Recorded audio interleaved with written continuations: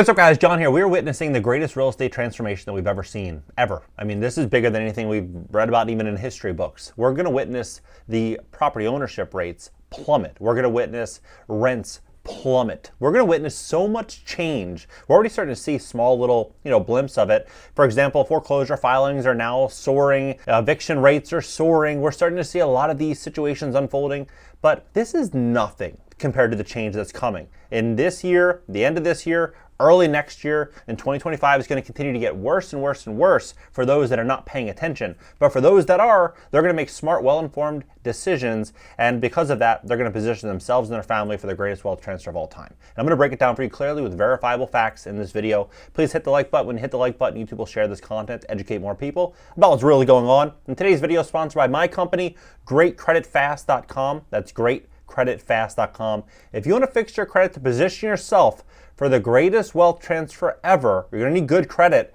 We'd love to help you, give you a free strategy session.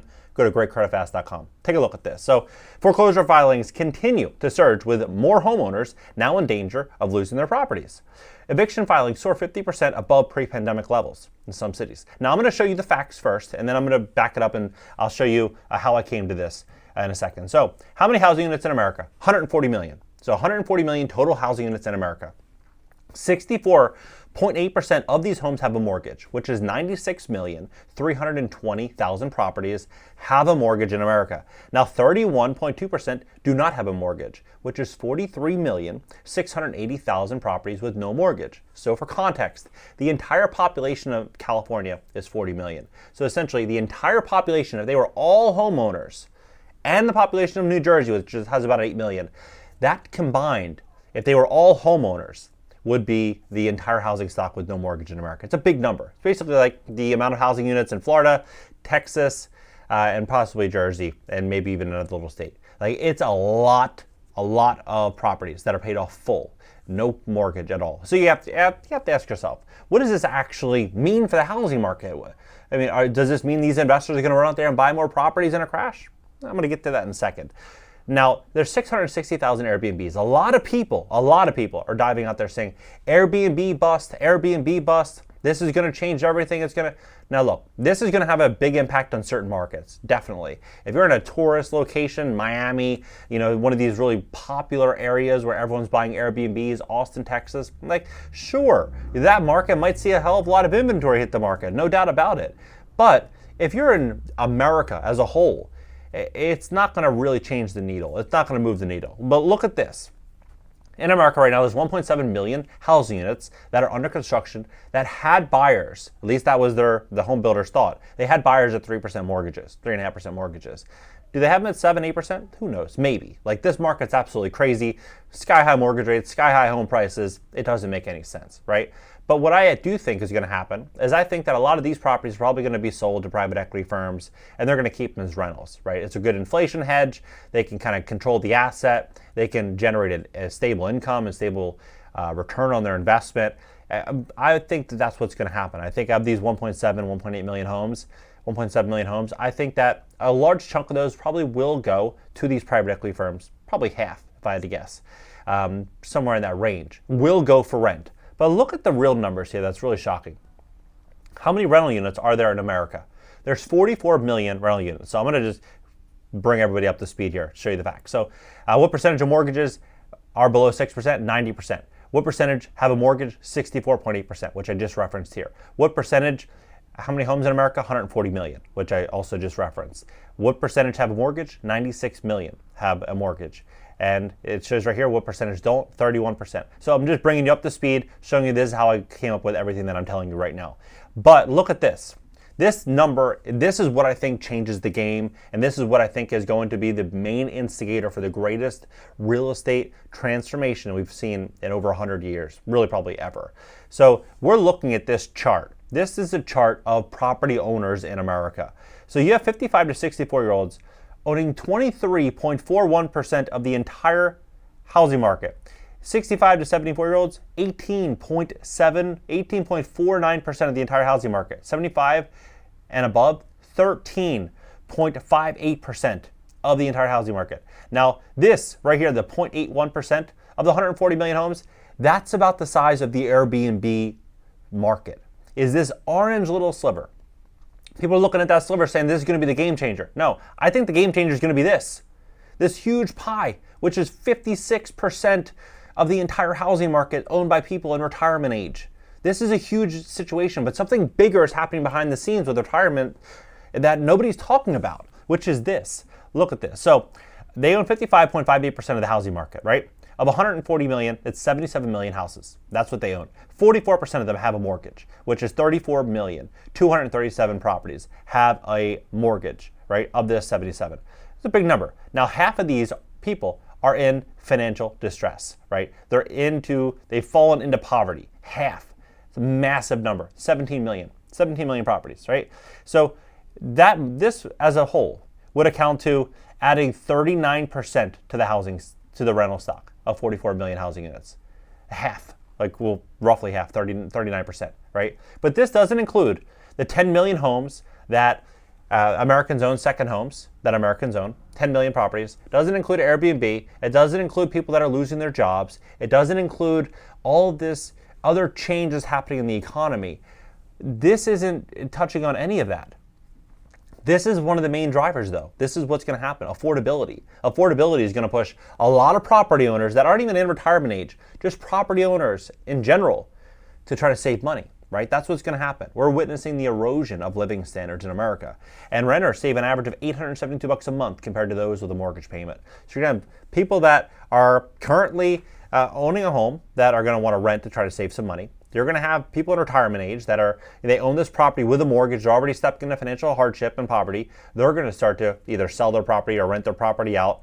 They're going to put that on the market. That's going to transfer ownership, no doubt, over time. But it's going to be this affordability, this rush to affordability. And we're already starting to see rents starting to fall in a pretty dramatic fashion, nationwide. I mean, Phoenix, 6%, but you're seeing these gradual declines that are happening across rentals. And I think this is going to continue to grow. And I'm going to show you exactly why. Not just because of the increased inventory, but other trend here. Inflation right now is costing the average family $11,500 a year if they want to maintain the same standard of living. That's a lot of money. It's a lot of money, about $1,000 a month. Property taxes, they're set to rise 4 to 12% next year as values soar 34%, right? Wages are starting to fall. Social Security is set to run out in the next 10 years, right? Things are going to get much harder for retirees. Nobody's talking about this. It's going to be a game changer. And how many Americans own second homes? As I mentioned, 10 million. But Jerome Powell, his goal, he wants higher unemployment. Higher unemployment because it brings down inflation. Are they going to increase rates? Yep. Yeah, it's looking like they're going to continue to increase interest rates. And what percentage of inflation is dedicated to housing? 70%. They want rents to fall. So you look at what the government's doing. They're pushing forward a National Bill of Rights for renters. They're pushing forward all these new regulations and restrictions, and they're trying to add tons of housing stock, all of which demands lower rents. That's what it pushes to. Look at this website, for example. Look at the funders and partners. I mean, people think that this isn't going to happen. It's going to happen. Rents are going to continue to fall in a big way. UK government, federal, the Ministry of Foreign Affairs, Denmark. You start to look at this. These are big names. IKEA, L'Oreal, Oak. You got George. Everybody knows this guy. I mean, he's basically pulling strings in every city in America. You got FedEx. You got all the big names. And you got Hillary right here. You got World Bank. You got these big names, and they say right here that they want to add right here 1 billion new homes by 2025. 1 billion new homes. Now, is that going to happen? No, it's not going to happen. I think we all know it's not going to happen. But what are they going to do? They're going to push for more and more housing stock to continue to reduce rents, to quote unquote combat inequality. Is that going to mean office conversions into residential? Who knows? But they want to see inventory hit the market. They want to see living costs come down when it comes to rents. But then the other side question is, you look at regional banks and all their losses that they're suffering right now with commercial real estate, you have to ask yourself, how is this going to hold up with them? Things are going to get worse with commercial real estate. Look at this. They said they want to add 1 billion new homes. About 60% of buildings that will exist by 2050 haven't been built yet. This means that constructing the city size of Stockholm, Milan every week until 2050, or city size of Singapore, New York every month. but they're going to be implementing and enforcing building energy regulations and mandatory performance standards for existing buildings, including measures to reduce embodied emissions in buildings, benchmarking, right? Incentives are implementing citywide actions towards grid decarbonization. So people ask, what's going to happen? I'm going to tell you what's going to happen. It's going to be more and more cost for property owners and homeowners, right? At a time in which record high inflation, increased insurance, property taxes, utilities. Everything's getting more and more expensive. You already have a dynamic where half of people in retirement age that have retired are already stepping into financial hardship, right? You start to look at these numbers.